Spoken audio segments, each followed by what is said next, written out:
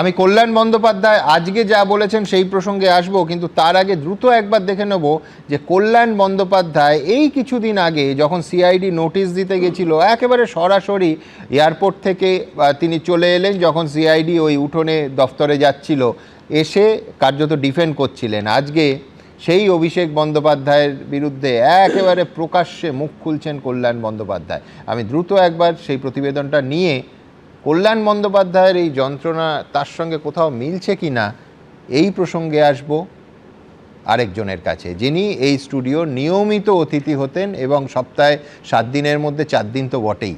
তার নাম অরূপ চক্রবর্তী। কিন্তু তার আগে দেখাবো কল্যাণ বন্দ্যোপাধ্যায় এবং এই গত কয়েকদিনে আজকে সকালের আগে কল্যাণ বন্দ্যোপাধ্যায় কিন্তু আবার বলছি সেই শিবরাত্রি সলতের মতো যারা টিম হলেও জ্বলছিলেন এবং ডিফেন্ড করছিলেন কালীঘাট তৃণমূলকে।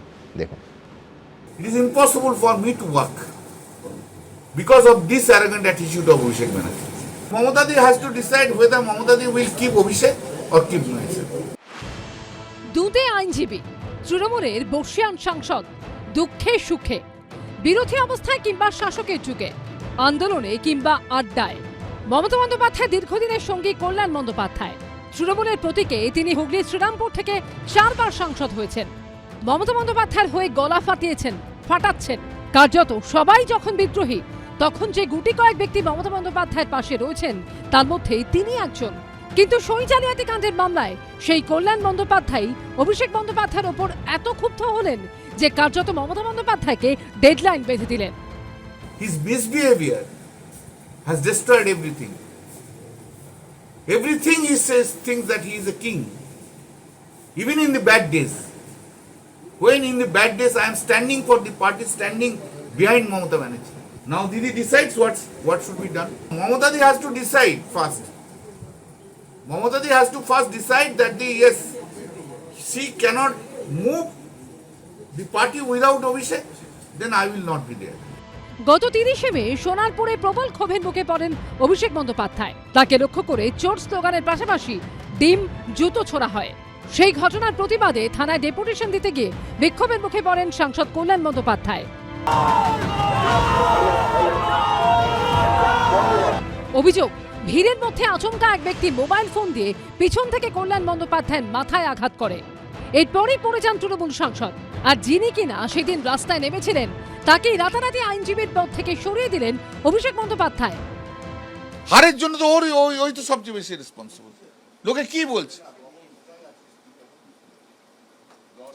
আমার মতো সৎ রাজনীতিবিদ কজন আছে আমি বলছি তোমাকে, ক্লেম করছি আমি, কিন্তু আমাকেও তো চোর শুনতে হচ্ছে ওর জন্য। মানে অভিষেক বন্দ্যোপাধ্যায়ের জন্য আপনাকে নিশ্চয়ই শুনতে হচ্ছে না। 2022-এই তো আমি বলেছিলাম যে হবে না, এর দ্বারা দল থাকবে না, পুরনো বার করো, দেখো। সই জালিয়াতি কাণ্ডে 2 দিন আগেই কালীঘাটে মমতা বন্দ্যোপাধ্যায়ের বাড়ি লাগোয়া তৃণমূলের পার্টি অফিসে তল্লাশি চালায় সিআইডি। সেদিনও দিল্লি থেকে ফিরে সবার আগে সেখানে পৌঁছে গিয়েছিলেন কল্যাণ বন্দ্যোপাধ্যায়। মঙ্গলবার আমি দিল্লি থেকে তাড়াহুড়ো করে এলাম, প্রেস কনফারেন্স করি, তাড়াহুড়ো করে এলাম, এসে দেখলাম সার্চ হচ্ছে। আমি দিদির বাড়িতে গেলাম। শোভনদেব চট্টোপাধ্যায়কে বিরোধী দলনেতা করা হবে এই মর্মে দলের বিধায়কদের সই করা একটি প্রস্তাব বিধানসভায় জমা দিয়েছিলেন অভিষেক বন্দ্যোপাধ্যায়। সেই প্রস্তাবে মোট 13 জন বিধায়কের সই নকল করা হয়েছে বলে অভিযোগ ওঠে। আর সেই মামলা নেই যত বিপত্তি। সুকান্ত মুখোপাধ্যায়, সৌভিক মজুমদার ও অরিত্রিক ভট্টাচার্যের রিপোর্ট, এবিপি আনন্দ। দেখুন, স্পষ্ট করে বলি, কল্যাণ বন্দ্যোপাধ্যায়ের নানা কথা, নানা বিশ্লেষণ, নানা ব্যাখ্যা, তার প্রকাশভঙ্গি, বুদ্ধদেব ভট্টাচার্যকে নিয়ে কল্যাণ বন্দ্যোপাধ্যায়ের সেই মন্তব্য, এসব যাবতীয় কিছু নিয়ে আমাদের সমালোচনা ছিল, আছে, থাকবে। কিন্তু এর পাশাপাশি এটাও বহুবার বলেছি যে এই তৃণমূল কংগ্রেস নামক দলটা 2011 সালে এই দলটার ক্ষমতায় আসা, তার আগের আইনি লড়াই এবং তার পরের আইনি লড়াই, এতে কল্যাণ বন্দ্যোপাধ্যায়ের ভূমিকা নিয়ে অন্তত তৃণমূল কংগ্রেসের কিন্তু কৃতজ্ঞ থাকা উচিত। যে দুটো গণ আন্দোলনের স্তম্ভের ওপর দাঁড়িয়ে মমতা বন্দ্যোপাধ্যায় মুখ্যমন্ত্রী হলেন, সেই সিঙ্গুর আর নন্দীগ্রাম দুটো মামলাতেই জয় এসেছিল আইনজীবী কল্যাণ বন্দ্যোপাধ্যায়ের হাত ধরে। মমতা বন্দ্যোপাধ্যায়কেও বহুবার প্রকাশ্যে কল্যাণ বন্দ্যোপাধ্যায়ের অবদান মানতে হয়েছে। 2007 সালের 14ই ফেব্রুয়ারি সিঙ্গুরে 144 ধারা তোলার মামলার জয়ের পর খোদ মমতা বন্দ্যোপাধ্যায় প্রকাশ্যে অন ক্যামেরা কি বলেছিলেন দেখে নিই একবার।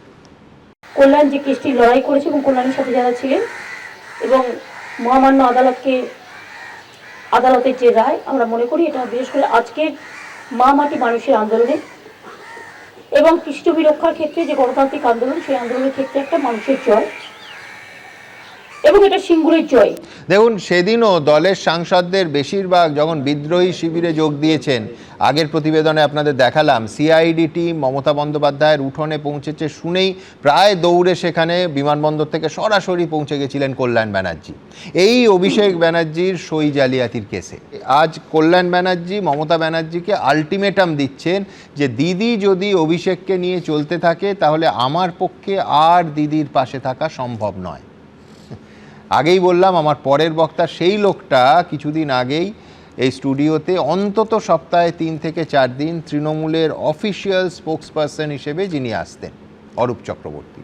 অরূপ, কোন যন্ত্রণা থেকে কল্যাণ বন্দ্যোপাধ্যায়দের এইসব কথা বলতে হচ্ছে, তার সঙ্গে তোমার ব্যক্তিগত দলের সঙ্গে দূরত্ব হওয়ার যন্ত্রণা কোনো সিমিলারিটি আছে কিনা? আর 2 হচ্ছে বারবার কৃষ্ণেন্দু নারায়ণ চৌধুরী থেকে বিশ্লেষণে যেটা উঠে আসছে সেটা হচ্ছে অন্ধ ধৃতরাষ্ট্রের ভূমিকায় নেত্রী মানব। সুমন, দেখো আর 3 ঘন্টা, আর 3 ঘন্টা পরে গ্রেটেস্ট শো অন আর্থ। একদম। আর তুমি যখন শো শুরু করছিলে অনির্বাণকে বলার আগে তুমি অঞ্জন দত্তের দত্ত ভার্সেস দত্তর এক্সাম্পলটা দিলে, তো আমি ভাবছি গ্রেটেস্ট শো অন আর্থে আজকে মেক্সিকো ভার্সেস সাউথ আফ্রিকার যা টিআরপি আছে তার থেকে বোধহয় ব্যানার্জি ভার্সেস ব্যানার্জি পশ্চিমবঙ্গের টিআরপি খুব একটা কম থাকছে না এই মুহূর্তে দাঁড়িয়ে। একদম। তোমার সাথেই আমি বলেছিলাম এবং আমি যখন রিজাইন করেছিলাম পুরসভার পদ থেকে আমি পরিষ্কার বলেছিলাম যে এটা কোনো রাজনেতার বক্তব্য হতে পারে না যে শ্মশানের চুল্লিতে বিরোধীদের প্রয়োজন হতে পারে। তো নজরুলদা একটা ভুল বলেছেন যে হ্যাঁ, শ্মশানের চুল্লির সাথে নিশ্চিতভাবে কোনো সাংসদ তার এমপি ল্যাডের টাকায় শ্মশান কবরস্থান সব জায়গায় কাজ করতে পারেন, কিন্তু সেটা কোনো রাজনেতার বক্তব্য হতে পারে না যে বিরোধী দলের জন্য চুল্লিটা প্রয়োজন আছে। এটা গণতন্ত্রের বক্তব্য আসতে পারে না। আজকে যে অভিষেকের সবার কথা দেখাচ্ছিলেন, আমার এখন মনে পড়ছে যে গোঘাটে তৃণমূলের একজন কর্মী মারা গেলেন, নালার মধ্যে তার দেহ উদ্ধার হলো, সম্ভবত সহদেব বাউরি তার নাম, ভদ্রলোকের সহদেব বাগ। আজকে এই যে ঘটনাগুলো ঘটছে, আজকে আপনি বলুন, আমি যখন সেদিনকে এই কথাটা বলেছিলাম যে এটা কোনো রাজনেতার বক্তব্য হতে পারে না, আমাকে কোট দলের একটা বড় অংশ থেকে এবং বিশেষ করে সোশ্যাল মিডিয়ায় হঠাৎ করে আখ্যায়িত করা হলো। শ্রমিক ভট্টাচার্য একটা স্টেটমেন্ট দিয়েছিলেন ভালো তৃণমূল, তা আমি নাকি ভালো তৃণমূল হতে চাইছি। আচ্ছা, কল্যাণদা তো আজকে বিকেলের আগে অবধি ভালো তৃণমূল ছিলেন না। তৃণমূলের এখন অনেক রকম ক্লাসিফিকেশন হচ্ছে, ঋত, ধৃত, মৃত। আমি জীবিত না মৃত আমি বুঝতে পারছি না, আমি প্রত্যাখ্যাত বা পরিত্যক্ত হিসেবেই বলছি। আমি যাই হোক, ঋত গৌরব তোমার পুনরুদ্ধার হতে পারে, আমি আমারটা বলিনি।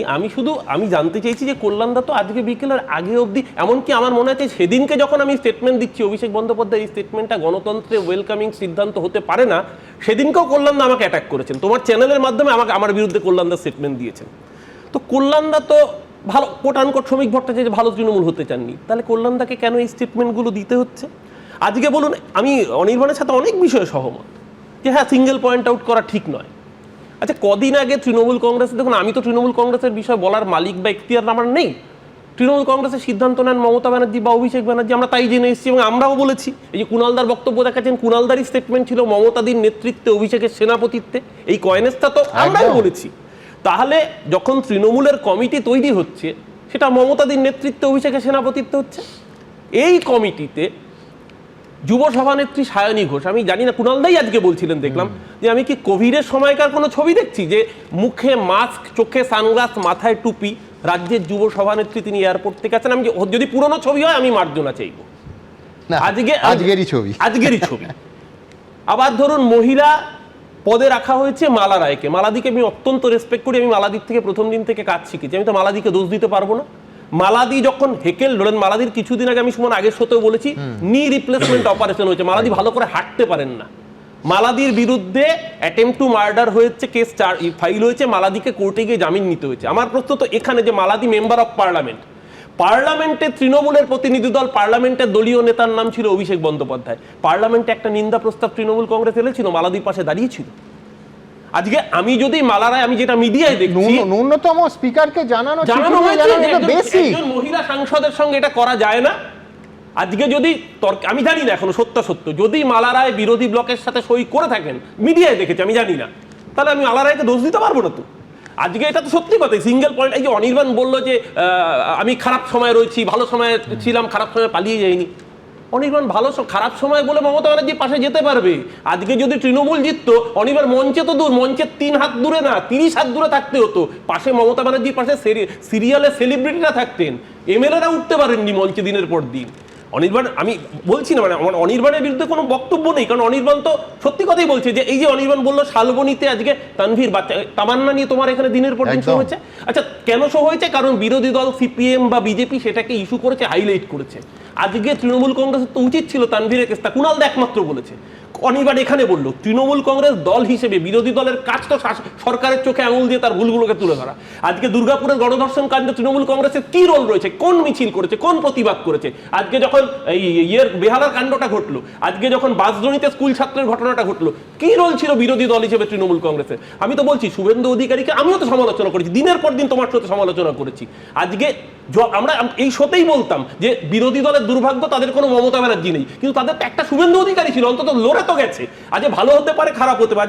কিন্তু অরূপ একটা জিনিস বলো, এটা হচ্ছে 5 তারিখ 6 তারিখের জাগো বাংলা, আমি কালকেও দর্শকদের দেখিয়েছি, এখানে একেবারে ছাপা হলো যে সমস্ত দলের খোল নলচে পাল্টে যে এরা আর কি শেষ পর্যন্ত থাকবে। বুঝতেই পাচ্ছেন, যুব সভানেত্রী সায়নী ঘোষ, মহিলা সভানেত্রী মালা রায়, এটা হচ্ছে 5 তারিখের সিদ্ধান্ত, 6 জুনে জাগো বাংলা ছাপা হচ্ছে।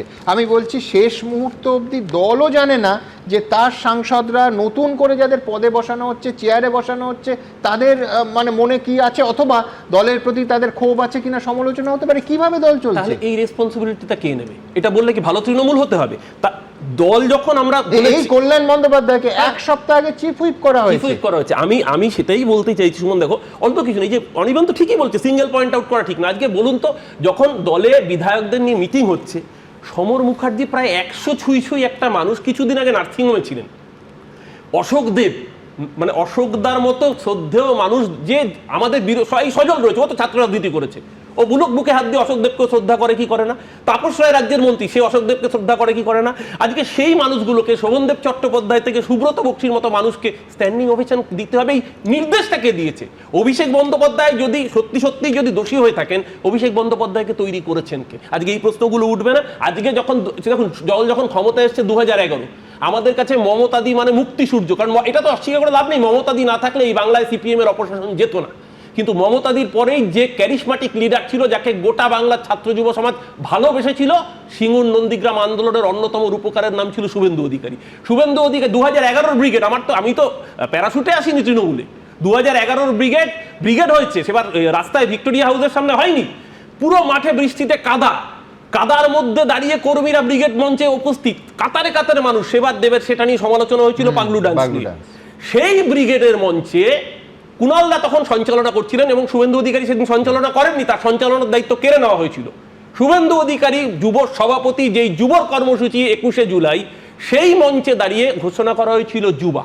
একদম সেই দিনকে শুধুমাত্র আজকে কল্যাণদার ভাষায় রক্তের সম্পর্ককে জায়গা করে দেওয়ার জন্য কল্যাণদার জায়গাটায় আসছিলাম। আমি আজকে আবারও বলছি, শুনুন, ওই ডারউইনের থিওরি আছে না, survival of the fittest, Mamata ব্যানার্জির পরে যদি যোগ্যতার নিরিখে কোনো নেতৃত্ব হতে পারতো, তাহলে আজকে তৃণমূল কংগ্রেসের মুখ্যমন্ত্রীর নাম হতো হয়তো শুভেন্দু অধিকারী, তাহলে তৃণমূলকে হয়তো আজকে এই দিনটা দেখতে হতো না। আমি একটা বিষয় অ্যাড করি, কোনো রকম কাউন্টার করছি না, ও যা বলেছে তার বক্তব্য। আমাদের কতগুলো মিথ এবার চেঞ্জ করার দরকার। আমাদের একটা অনেক আলোচনা হতো এখানে, মমতা বন্দ্যোপাধ্যায় পাবলিক পালস দারুণ বোঝেন, সেই মিথ নাম্বার 1, তিনি কিচ্ছু বোঝেন না পাবলিক পালস। সম্ভবত ক্ষমতার চশমা তার সেই বোধটাকে কেড়ে নিয়েছিল। দ্বিতীয় কথা হচ্ছে যে মমতা বন্দ্যোপাধ্যায় আর একটা রোগ থেকে মুক্ত নন, বিশেষত আমাদের থার্ড ওয়ার্ল্ড কান্ট্রিতে এবং ভারতের আঞ্চলিক দলগুলোতে যে পরিবার কেন্দ্রিকতা রয়েছে, কংগ্রেসের মধ্যেও যথেষ্ট রয়েছে, তিনি তার পাল্লায় পড়ে গেলেন। নিজের ছায়াকেও বিশ্বাস করলেন না, দলেরও একেবারে যে মানুষটা নিজের জীবন দিয়েছে, যা তার পরিবারকেও বিশ্বাস করলেন না।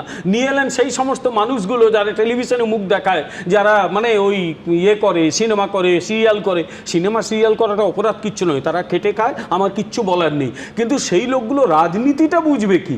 রাজনীতি সেই লোকটা বুঝবে যে মাঠে ময়দানে মার খেয়েছে, লড়াই করেছে, তিনি তাদের ভুলে গেলেন। ফলে মমতা বন্দ্যোপাধ্যায়ের সম্পর্কে কিছু মিথ বোধহয় আমরাও তৈরি করে ফেলেছিলাম এখানে, সেই মিথগুলো এবারে আস্তে আস্তে ভেঙে গেল, বোঝাই যাচ্ছে। মিথগুলো তৈরি হয় সাকসেসের পর। অনির্বাণ, একবার অনির্বাণের কাছে যাই। সিরিয়ালের হ্যাঁ। ব্যক্তিদের কথা বললেন, এইবারে বিজেপির যারা যারা বিধায়ক হয়েছেন বা হতেও পারেননি, লড়েছেন, তাদের মধ্যে সিনেমা সিরিয়ালের লোক নেই। আজকে দেখুন অরূপদা যা যে কথাগুলো বললেন, যে সবটা ফেলে দেওয়া যাবে না, কারণ দলের যে সমালোচনার বিভিন্ন দৃষ্টিকোণ থেকে তিনি বলছেন, বা অনেকেও যারা বলছেন, সমালোচনা আমি বলতে পারি কখনো পুরোটা ফেলে দেওয়া যায় না। কিন্তু একইভাবে বলবো, আজকে ক্ষমতায় নেই বলে বা ক্ষমতা হারিয়েছে বলে, অন্যায় করে জোর করে হারিয়ে দেওয়া হয়েছে বলে, আজ সরকার গঠনের 1.5-2 মাস পরেও তৃণমূল কত খারাপ আমরা এটা নিয়ে আলোচনা করে যাব, নাকি এই 1.5-2 মাস এই সরকারের দেওয়া প্রতিশ্রুতি তার কতটুকু পালন হলো সেটাও আলোচনা করব। আজকে জুন মাসে আমি বলছি, ধরো 2011-এ, অনির্বাণ তুমি তো স্কুলে পড়তে না, যথেষ্ট বড়, 2011-এ সরকার গঠনের পর 1 মাস পরে তুমি আলোচনা করেছো যে বামফ্রন্ট সরকারের পরে মমতা বন্দ্যোপাধ্যায়ের সরকারের যখন এলো, এইটা জবাব দেওয়া খুব প্রয়োজন। আমি বলছি যে কবে থেকে সেই সমালোচনা শুরু হলো? আমাদের আলোচনা সমালোচনা এক্স্যাক্টলি কামদুনির আগে তুমি মমতা বন্দ্যোপাধ্যায়ের সমালোচনা হয়েছিল। প্রথম কথা উনি তো বলতেন যে মুখে লিউকোপ্লাস্ট লাগিয়ে রাখুন, সেটা তো অন্য কথা। তার থেকেও বেশি গুরুত্বপূর্ণ সুমনদা, যে মানুষের এই মুহূর্তে অবস্থাটা কি, তাদের হয়ে কি আমরা কোনো কথা বলতে যে পারবো না? মানুষ 208টা আসনে একটা দলকে জিতিয়ে এনেছে, মানুষের রায়টা তুমি দাবি যদি করো যে 1 মাসে পাল্টে গেছে, আমি বলছি, আমি শব্দটা বলতে চাই না, তুমি কোন স্বর্গে বাস করছো আমার জানা নেই, সেটা বাস্তব কি বাস্তব নয়, সেই হাহাকারগুলো নিয়ে আমরা কথা বলবো না। আচ্ছা ঠিক আছে, হাহাকার নিয়ে যে কথা বলবে, বুলডোজার দিয়ে যেভাবে ভেঙে দেওয়া হচ্ছে, সেটা সামনে যখন একটা বয়স্ক মহিলা দাঁড়িয়ে পড়ছে, তার চোখের জল নিয়ে আমরা কথা বলবো। পাশাপাশি একই গলায় বলতে হবে, বেআইনি দখলদারদের যদি সরকারি জমি থেকে উচ্ছেদ করা হয় সেটাকে সমর্থন করতে হবে, আমরা সে কথাটা বেআইনি দখলদারদের উচ্ছেদ করতে হবে, এটাও তো বলতে হবে। আমি আপনাকে বলছি, হকার আর দোকানদার রাস্তায় দুটো এক জিনিস। আমি আজকে হকার ইস্যুতে আলোচনা হচ্ছে না, ওটা বলবো তৃণমূল কি কখনো হকার উচ্ছেদ করেনি? শ্যামবাজারে করেছে, চাঁদনি চকে করেনি। আমি অন্য কথা বলবো, যে হকার আর বেআইনি দখলদার গুলিয়ে দিলে হবে না। বলছি হকার মানে যে ঘুরে ঘুরে ব্যবসা করবে, আর যে পাকাপাকি দোকান করে ফেলেছে তাকে নিশ্চয়ই মেনে নেওয়া হবে না। আমি বলছি যে 15 বছর তোমরা ছিলে, তার আগে 50-35 বছর বামেরা ছিল, মানুষ হকার হয়ে গেল কেন? মানুষ হকার কি সাধে হয়েছিল? বেকার ছেলেটা হকারে পরিণত করলো কে? 15 বছর তাদের দায়িত্ব তোমারও ছিল। গুজরাটে 25 বছর ধরে বিজেপি সরকার, হকার নেই তো? না ভাবছিল এক মিনিট, নেই তো কোনো গুজরাটে নেই,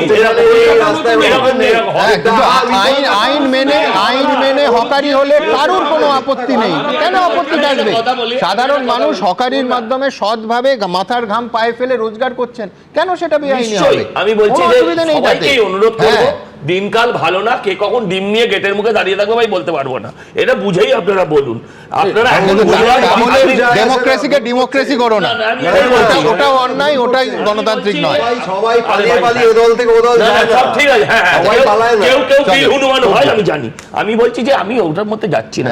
আমি বলছি দেখুন, এতক্ষণ যেটা অরূপদা বললেন খুবই ভালো বলেছেন, সত্যি কথাই বলেছেন, কিন্তু আমার না কলেজ জীবনে আমরা for the motion against the motion, এটা মানে যেমন হতো না, আমি সেরকম ভাবছিলাম।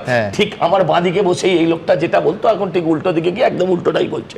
ঠিক বলছে, সঠিকটা বলছে, বড্ড দেরিতে বলছে, এত দেরিতে বলছে যখন আর বলে সত্যি কোনো লাভ নেই।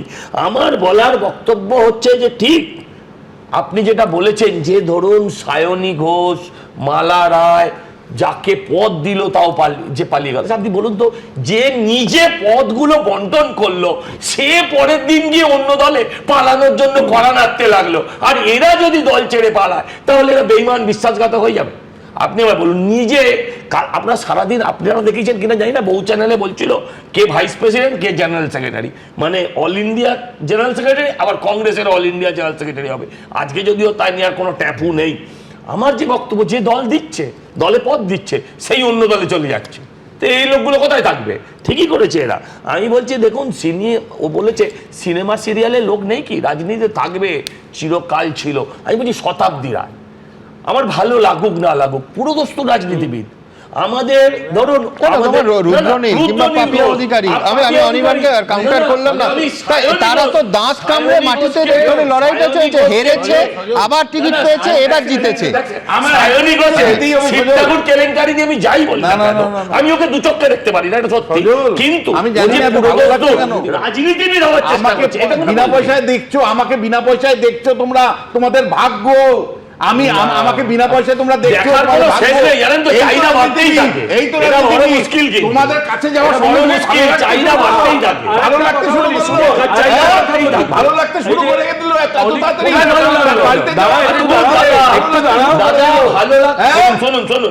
আমাকে ওনাকে একটু বোঝাতে হবে। কত ভাগ্য, ওনাকে একটু আমাকে বোঝাতে বিনা পয়সা দেখছো, কত ভাগ্যবান তোমরা। দাদা, হ্যাঁ? দাদা, দাদা, এখন দাদা। তোমরা ভাগ্যবান হয়ে গেছো। দাদা, না, না, দাদা, না। তবে একটা সরকার এসছে, দেখুন আমি আপনাকে বলছি ভাগ্য অভাগ্যের কথা না, এই যে ভাগ্যবান, ভাগ্যবান। এক মিনিট শুনুন, আমি বলছি দেখার চাহিদা, যে দেখতে থাকবে, এই চাহিদা বাড়তে থাকে মানুষের, সে তার মধ্যে যাচ্ছি না। কিন্তু দেখুন আপনি যেটা বলতে চাইছেন না, যে আজকে বাড়িতে গেছে, সে বাড়িতে গেছে তার মানে সে বিজেপিতে গেছে, দুটোকে এক করবেন না আপনারা। ডেমোক্রেসিতে এই সজল, না না ভূপেন্দ্র যাদবের ফ্ল্যাটে মিটিং হচ্ছে, সেখানে এই রাজ্যের মুখ্যমন্ত্রী উপস্থিত, আর 1-2 কোনো জায়গা নেই। আবার বলছি দাদা, আচ্ছা তুমি বলো, কালকে সন্তোষ মোহন দেবের আমি যে একটু কন্যা আগে এটা নিয়ে বলেছি, আমি ডিভিয়েট করবো কি করে? আমি এটা মহা মুশকিল, আমি আপনাকে বুঝিয়ে বলছি। তার মানে এরা বিজেপিতে আসছে, এটা ভাবা ভুল। তার মানে যে এরা লাগছে কেন বিজেপিতে তোমাদের? আসছে, এটা হ্যাঁ। ভাবা ভুল। এত ভালো লাগছে কেন তোমাদের? কোথায় ভালো লাগলো? ভুল হবে। আমি একটু নজরুলদার কাছে যাই। হ্যাঁ, আমি 2-3টা পয়েন্ট ছোট ছোট করে বলবো। এই যে বিমল শঙ্কর বাবু বললেন যে মমতা ব্যানার্জি প্রশাসক হিসেবে একদম অপদার্থ, আমি মানতে রাজি না। উনি প্রচণ্ড দক্ষ প্রশাসক, কিন্তু সমান দক্ষ অপরাধী। আপনারা আজকে উল্লেখ করছেন না কেন? তিনি বলেননি যে আমরা তৃণমূল হারতে পারে না, আমরা জিতে বসে আছি। এখনো বলছেন। 4 তারিখে রেজাল্ট আউট হবে, শোনা যাচ্ছে ইন্ডি ব্লকে। দুর্মুষ করব। তারপরে আর একটা কথা বলছি, যে দেখুন যে 4 তারিখে যখন ভোটের রেজাল্ট আউট হবে, বিজেপি কর্পূরের মতো উড়ে যাবে। তারপর বিজেপির যারা করছে তাদেরকে বিজ্ঞাপন দিয়ে বলতে হবে যে আমরা বিজেপি করি, প্ল্যাকার্ড লাগিয়ে ঘুরতে হবে। এইরকম অফার, প্ল্যাকার্ড ঝুলিয়ে। এইরকম অফার বলেছিল। তারপরে দেখুন আর একটা কথা বিমল শঙ্কর বাবু বলেছেন, আমি একমত নই, যে তিনি পাবলিক পালস কিছু বোঝেন না, খুব বোঝেন, কিন্তু ক্যালকুলেশনটা ভুল হয়েছিল অন্য জায়গায়। তিনি ভোটের পর ভোট রিগিং করে জিতে এসেছেন। 21 সালে যদি রিগিং না হতো মমতা ব্যানার্জি ক্ষমতায় আসতেন না। একদম। এই 26 সালে রিগিং করতে পারেননি বলে ক্ষমতায় আসেননি। একদম মানে তৃণমূল জিতলে সেটা রিগিং, আর হারলে সেটা রিগিং নয়, নজরুল বাবু। তা আপনিও তো এখন বলছেন যে কিভাবে জিতেছে তৃণমূল, বিজেপি, সেটা অন্য প্রশ্ন। বলছি তো, 4ঠা মেয়ের গণনা কেন্দ্রের সিসিটিভি ফুটেজ প্রকাশ করে দিন না। নির্বাচন কমিশন কত বড়? আপনি কোর্টে যান, আপনি তো উকিল, কোর্টে গিয়ে বলুন। আরে কোর্টে গিয়ে বলুন, এখানে বড় বড় বাচ্চারা দিয়ে কি হবে? নির্বাচন আচ্ছা, কমিশন এবার বিজেপি আমার বিষয় ফিরতে হবে। হ্যাঁ, এমপি ল্যাডের কথা এসছে। হ্যাঁ, এমপি ল্যাডের আমি যতটুকু নিয়ম জানি, এমপি ল্যাডের জন্য একটা স্কেচ ম্যাপ করে কত টাকার এস্টিমেট দিয়ে দরখাস্ত করতে হয়।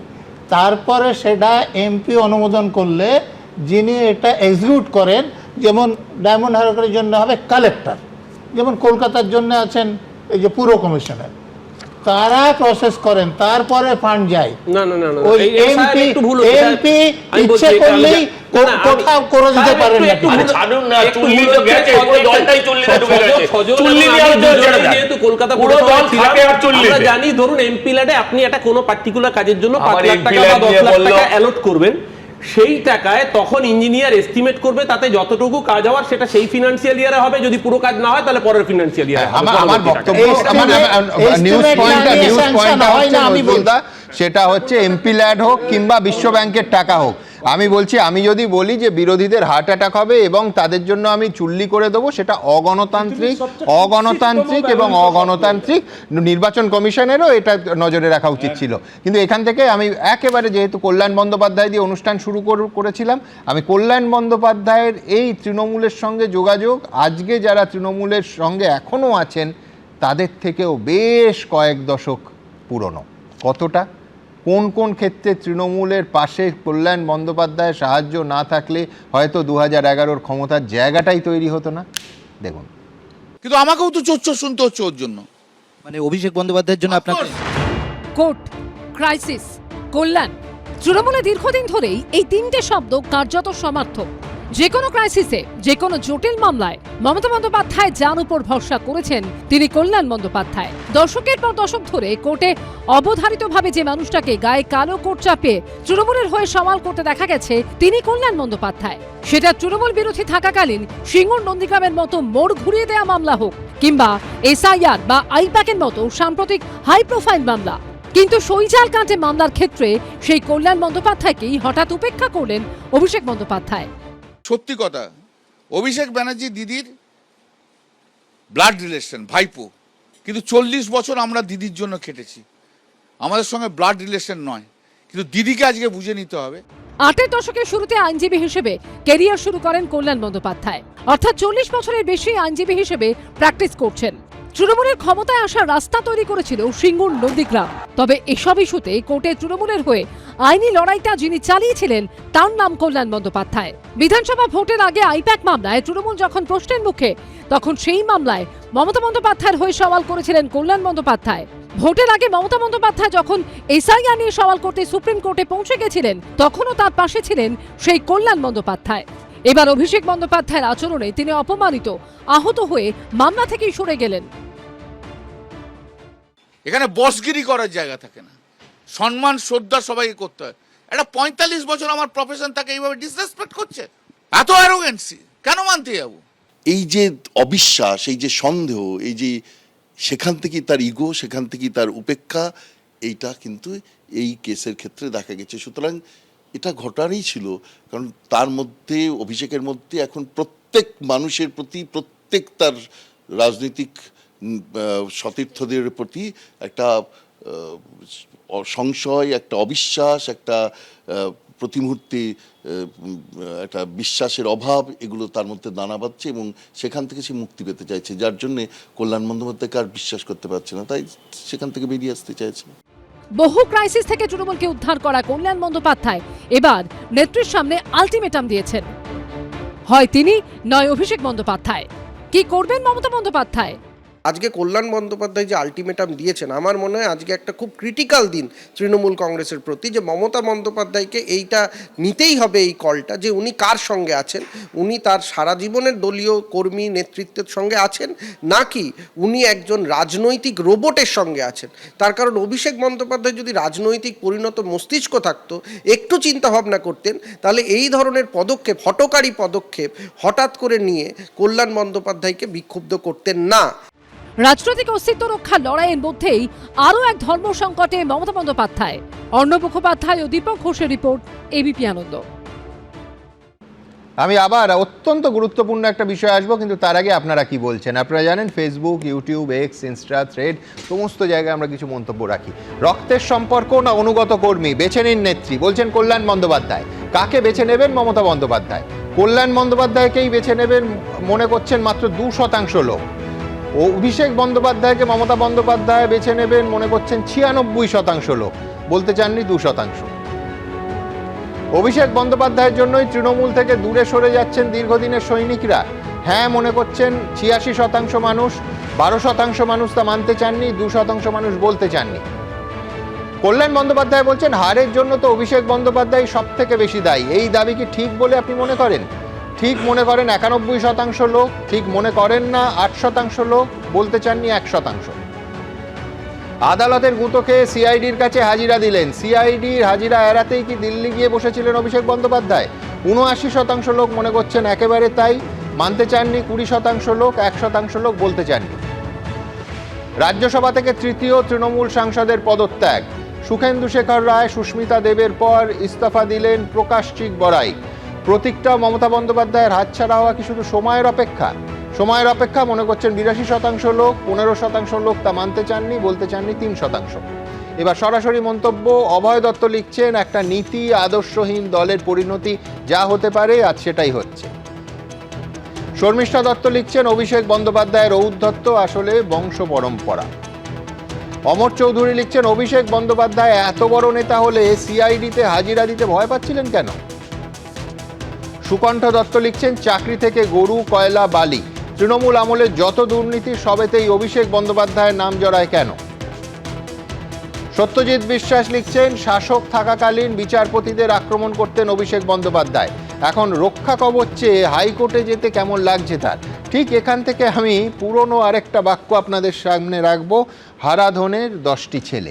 বিশ্বাস করুন, গত সপ্তাহে অন্তত গতকাল অবধি কিন্তু এই শব্দটা রাজ্যসভার সাংসদদের সংখ্যার ক্ষেত্রে বলা যেত না। তার কারণ সংখ্যাটা ছিল 13, 12, 11, এবার 10-এ এসে ঠেকলো। হারাধনের 10টি ছেলে বলাই যায়।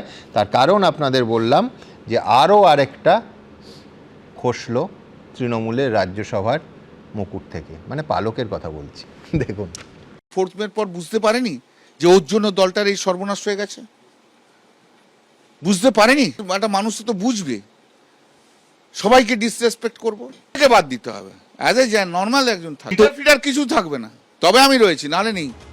অভিষেক বন্দ্যোপাধ্যায়ের ওপর যেদিন ক্ষোভ উগরে দিলেন তৃণমূলের লোকসভার সাংসদ কল্যাণ বন্দ্যোপাধ্যায়, সেদিনই পদত্যাগ করেন তৃণমূলের রাজ্যসভার আরও এক সাংসদ। বাংলার মাননীয় মুখ্যমন্ত্রী যেভাবে ইনস্ট্রাকশন দিবে আগামী দিন আমি ওই কাজ করব। সোমবার তৃণমূলের রাজ্যসভার সাংসদ পদ থেকে ইস্তফা দিয়েছিলেন সুখেন্দু শেখর রায়। বুধবার একই পথে হেঁটে সাংসদ পদ থেকে ইস্তফা দেন সুস্মিতা দেব। বৃহস্পতিবার রাজ্যসভার সাংসদ পদ ছাড়লেন প্রকাশচিক বড়াই। শুধু সাংসদ পদ নয়, তৃণমূলও ছাড়লেন তিনি। আর পদত্যাগ করেই মুখ্যমন্ত্রী শুভেন্দু অধিকারী সম্পর্কে তাঁর গলায় শোনা গেল তাৎপর্যপূর্ণ মন্তব্য। মাননীয় মুখ্যমন্ত্রী শুভেন্দু অধিকারী আমাদের দাদা যেভাবে আগামী দিন রায় দেবেন ওইভাবে আমরা কাজ করবো, ডেভেলপমেন্টকে নিয়ে কাজ করবো। তুমিও নিজের পদ থেকে ইস্তফা দিলাম। 4 দিনের সংসদ পদ ছাড়লেন 3 জন। রাজ্যসভায় আরো দুর্বল হলো তৃণমূল। রাজ্যসভায় বর্তমানে তৃণমূলের সাংসদ সংখ্যা 13 থেকে কমে হলো 10। আলিপুরদুয়ারের বাসিন্দা প্রকাশচিক বড়াই অভিষেক বন্দ্যোপাধ্যায়ের ঘনিষ্ঠ বলে পরিচিত ছিলেন। 2023 সালে তাকে রাজ্যসভায় পাঠায় তৃণমূল। পরে 2024 সালে লোকসভা ভোটে আলিপুরদুয়ার থেকে প্রার্থীও করা হয়েছিল প্রকাশচিক বড়াইকে, যদিও তিনি হেরে যান। আগামী পদক্ষেপ শুভেন্দু অধিকারী নেতৃত্বে কাজ আমি তো বলে দিয়েছি। এদিন দুপুরে দিল্লি থেকে কলকাতায় ফেরেন তৃণমূল সাংসদ সায়নী ঘোষ। সূত্রের খবর, বুধবার রাতেই যিনি কেন্দ্রীয় মন্ত্রী ভূপেন্দ্র যাদবের বাড়িতে বৈঠক করেন। উপস্থিত ছিলেন শুভেন্দু অধিকারীও। বৃহস্পতিবার কলকাতায় ফেরেন সায়নী ঘোষ। বিমানবন্দরে পরিচিত সাদা শাড়ি বা হাওয়াই চটিতে নয়, তার পরনে ছিল জিন্স টপ, সানগ্লাস, মুখ ঢাকা ছিল মাস্কে। উনি এত মুখ ঢাকতে যাবেন কেন? উনি এমন কি করেছেন যে মুখ ঢেকে চলাফেরা করবেন? এ তো পুরো করোনার সময়ের ছবি। এয়ারপোর্ট থেকে বেরোচ্ছেন যে মুখ ঢাকা, সে একটা ভয়ঙ্কর একটা গোপন গোপন গোপন গোপন ভাব। হয় তিনি দলে আছেন, নইলে তিনি একটা ভয়ঙ্কর বিপ্লবী। দুটোর মাঝখানে তো কিছু নেই, কিন্তু তার জন্য মুখটা ঢাকতে হবে কেন? পদত্যাগের হিড়িক, ইস্তফার ঢল, তছনছ সাজানো বাগান। শিবাশিস মৌলিক, বিজেন্দ্র সিংহ ও কৃষ্ণেন্দু অধিকারীর রিপোর্ট, এবিপি আনন্দ। শুনুন, কল্যাণদা তো মমতা ব্যানার্জির আজকের সঙ্গী নন। মানে এখানে সিঙ্গুর নন্দীগ্রাম মামলার কথা হচ্ছে, আমি যদি ভুল না করে থাকি, সজল আমি দুজনেই ছাত্র রাজনীতি শুরু করেছি 9-এর দশকে। সেই সময় পশ্চিমবাংলার সারা জাগানো মামলা ছিল তেলিনীপাড়া জুট মিলের, ভিক্টোরিয়া জুট মিলের ভিখারি পাসওয়ান। সেই মামলা থেকে কল্যাণ বন্দ্যোপাধ্যায়, মমতা বন্দ্যোপাধ্যায়ের মানে রাজ্যব্যাপী যে পরিচিতি, সেই মানুষটা যখন আজকে এই স্টেটমেন্ট দিতে হয়, কল্যাণদা তো আমাদের আগের দিন আমাকেই ক্রিটিসাইজ করেছেন, তারপরে দাঁড়িয়েও নেত্রীর প্রতি আনুগত্যে তো কল্যাণদার খামতি হয়নি। তাহলে আজকে কল্যাণদা, আমি জানতে চাইছি কোন ক্যাটাগরির তৃণমূলে পড়ছে, কি ভালো তৃণমূল না কালো তৃণমূল? কল্যাণদা কোন ক্যাটাগরির তৃণমূলে পড়ছে আমি বুঝতে পারছি না, কারণ আমি নিজেও মানে কনফিউজ। তৃণমূল আপনি কোন ক্যাটাগরি? কে তুমি? আপনি তুমি দরজা ভাঙা তৃণমূল, আমি পরিত্যক্ত তৃণমূল। তুমিও তৃণমূল ভাই, ওসব অস্বীকার ভাবে তুমি করে দাও। আপনি তুমি দরজা ভাঙা তৃণমূল, পরিত্যক্ত না অনুতপ্ত? না, এখানে আমি আবারও বলছি, কল্যাণদা আজকে যা যা বলেছেন সেটা নিয়ে অবশ্যই বিতর্ক হওয়ার রসদ আছে বলে বিতর্ক হচ্ছে, কিন্তু এরপরে আমার একটা কথা বলা, দেখুন রাজনীতির জায়গাতে দিনের শেষে ইতিহাসের পাতায় একটা জিনিসই কাউন্ট হবে, ক্রাইসিসের সময় আপনি সেখানে ছিলেন, ইতিহাসের লড়াইয়ের ময়দানে আপনি ক্রাইসিসের সময় থাকার মতো আপনার মেরুদণ্ডের জোর ছিল নাকি ছিল না। দেখুন অনেক ব্যক্তি এরকম থাকতে পারেন, ব্যক্তি হিসেবে অত্যন্ত ভালো, কিন্তু তার সেই মেরুদণ্ডের জোর নাও থাকতে পারে, যাকে বিভিন্ন দলে লাফিয়ে লাফিয়ে ঘুরে বেড়াতে হচ্ছে। আবার কেউ থাকতে পারে মানুষ হিসেবে ভালো না, যারা কাজ করতে যায় তাদের নিয়ে আর কি কথা বলবো। বলছি, আমি কিন্তু বলছি যে যেই জায়গায় পৌঁছেছে এখন দলটা, সত্যিই মমতা বন্দ্যোপাধ্যায়কে কিন্তু এখন চূড়ান্ত সিদ্ধান্ত নিতে হবে যে তিনি অভিষেক বন্দ্যোপাধ্যায়কে সঙ্গে নিয়ে তৃণমূলটা করবেন, নাকি অভিষেককে বাদ দিয়ে আচ্ছা, পরিষ্কার আচ্ছা, বাদ মানে দিলে কি লাভ হবে তৃণমূলের এখন? আরে আপনিও তো অবশ্যই বলেছেন, বাদ দিলে কি লাভ হবে সেটা বলুন। বলছি যে আমি কিন্তু মনে করি মরার চুল মানে কামিয়ে ওজন কমানো যায় না। যে ধরনের বিভিন্ন ভাষ্য আসছে দলের থেকে, তাতে কিন্তু মমতা বন্দ্যোপাধ্যায়ের একটাই অপশন আছে, to expel Abhishek Bandyopadhyay from TMC. আরে মরা ছেলের গোষ্ঠী বিচার করা যায়, অভিষেককে এখন দল করে থামতে হবে। দেখুন, এত আমি আসবো বেশ, কিন্তু এত ইতিহাসের কথা হচ্ছে, অনির্বাণ ইতিহাসের কথা বলছে, এমন অনেক কিছু আমরা দেখছি যেটা কিন্তু ইতিহাসে কোনোদিন দেখিনি, ইতিহাসে তো লেখা নেই, আমরাও কোনোদিন দেখিনি। সবথেকে বড় কথা, কোনোদিন শুনেছেন যে কলেজ থেকে বাক্স ভর্তি টাকা উদ্ধার হচ্ছে এবং এতদিন সেই টাকা ফেলে রাখা হচ্ছে, উঁয়ে খেয়েছে? সজল একেবারে মানে আঁখো দেখা হাল আমাদের বলতে পারবে। কালকে রাতে প্রায় 2 কোটি টাকা উদ্ধার হলো স্কুল থেকে, স্কুলের ভল্টে 2 কোটি টাকা। এ কোথায়, কোন রাজ্যে আছি আমরা, কোন রাজ্যে ছিলাম, এ প্রশ্ন উঠবে না? দেখুন, খাস কলকাতার বুকে সুরেন্দ্রনাথ কলেজের পর এবার উত্তর 24 পরগনার কাঁচরাপাড়ার বেসরকারি ইংরেজি মিডিয়াম স্কুল। শিক্ষা প্রতিষ্ঠানে ফেক টাকার পাহাড়। হল থেকে উদ্ধার হলো প্রায় 2.25 কোটি টাকা। Kanchrapara হার্নেট English medium school. এই স্কুলের পরিচালন সমিতির সভাপতি পদে রয়েছেন বীজপুরের প্রাক্তন তৃণমূল বিধায়ক সুবোধ অধিকারীর ভাই ও কাঁচরাপাড়া পুরসভার তৃণমূলের প্রাক্তন চেয়ারম্যান কমল অধিকারী। এছাড়া সম্পাদক গৌতম ঘোষ তস্তিদার, যিনি তৃণমূল ঘনিষ্ঠ বলে পরিচিত। উনি গৌতম তস্তিদার পাশের ঘরে ম্যাডামকে নিয়ে বসে গান গাইতো, আমরা বসে বসে শুনতাম। বিভিন্ন থানার বড়বাবুরা এখানে এসে আড্ডা মারতো। 5:30 থেকে 8:30, 9টা, 10টা অবধি এটা একটা আখড়া ছিল।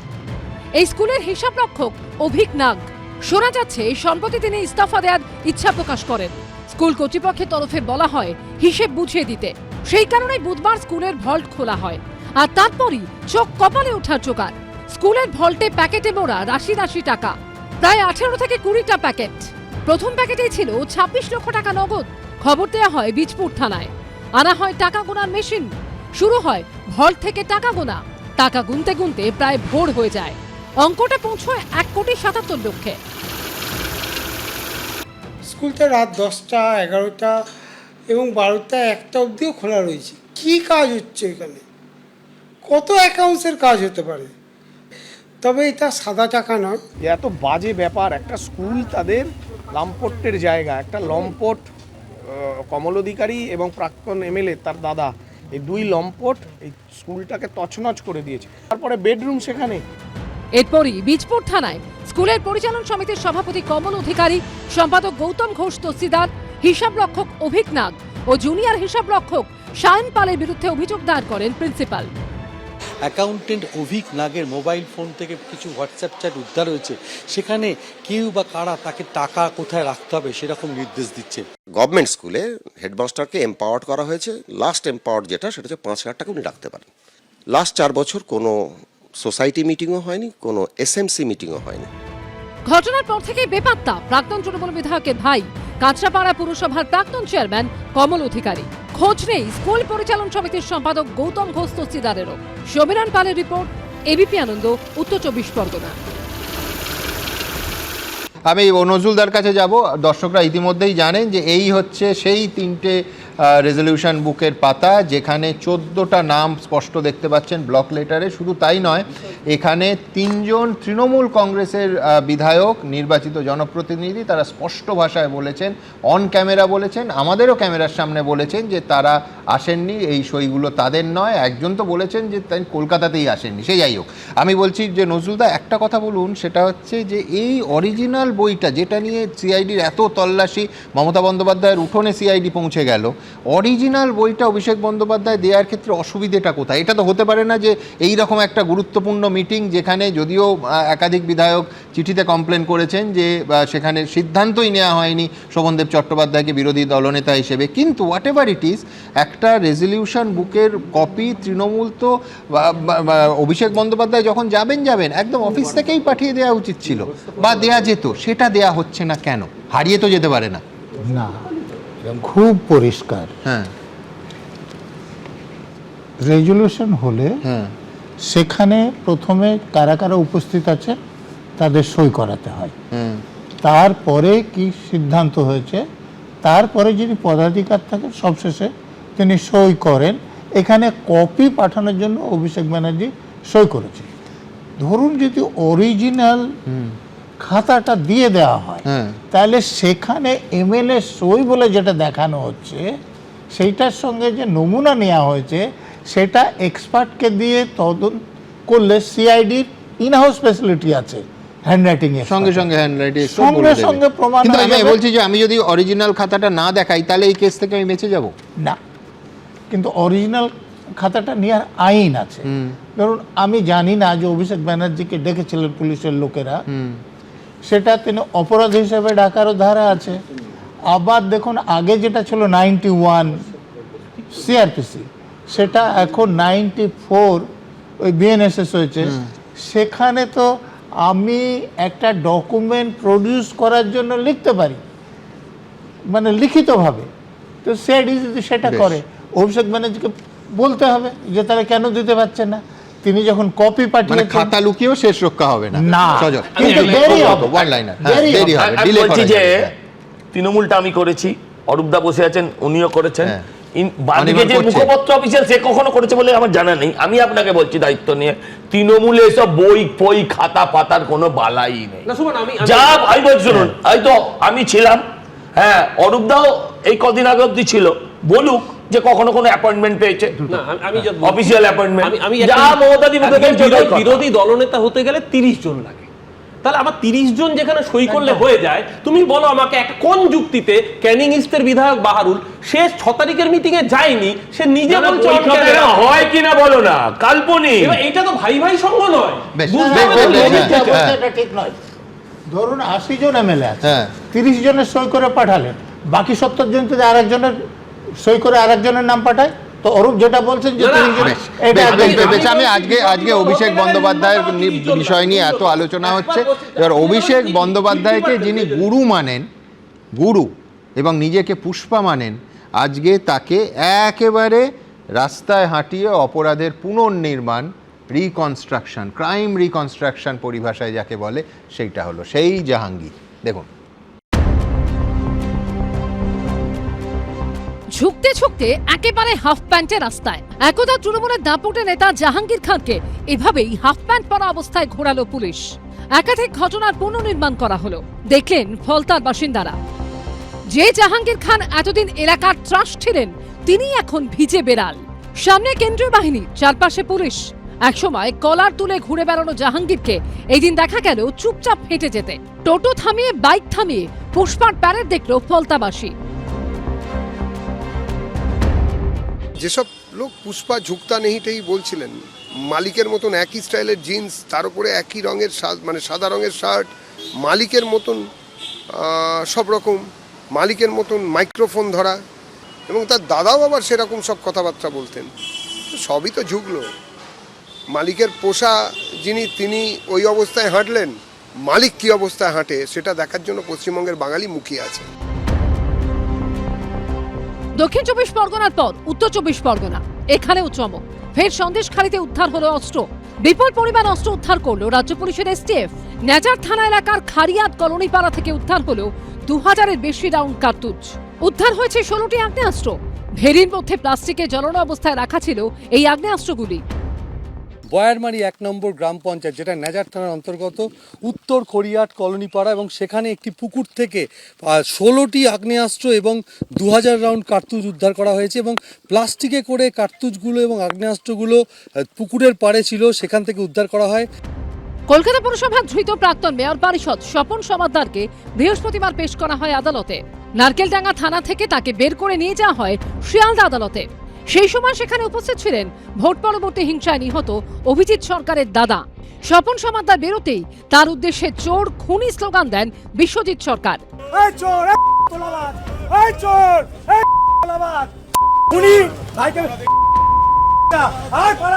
উত্তেজনার পরিস্থিতি নারকেলডাঙ্গা থানার ঠিক সামনে, যখন এই বিদায়ী এমআইসি তাকে যখন বা কাউন্সিলর স্বপন সমাদ্দারকে যখন নিয়ে যাওয়া হচ্ছিল, ঠিক সেই সময় এরপর শিয়ালদা আদালতে স্বপন সমাদ্দারকে পেশ করার সময় ছোড়া হয় ডিম।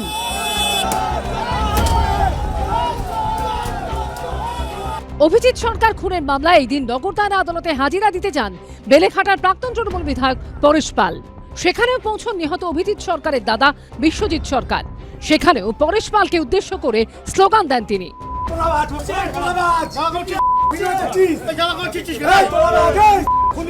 অন্যদিকে এই দিন পূর্ব বর্ধমানের নাদনঘাটে প্রাক্তন মন্ত্রী স্বপন দেবনাথের পার্টি অফিস থেকে উদ্ধার হয় কম্বল, শাড়ি সহ প্রচুর সরকারি ত্রাণ সামগ্রী। পার্থপ্রতিম ঘোষ, গৌতম মণ্ডল ও সমীরণ পালের রিপোর্ট, এবিপি আনন্দ।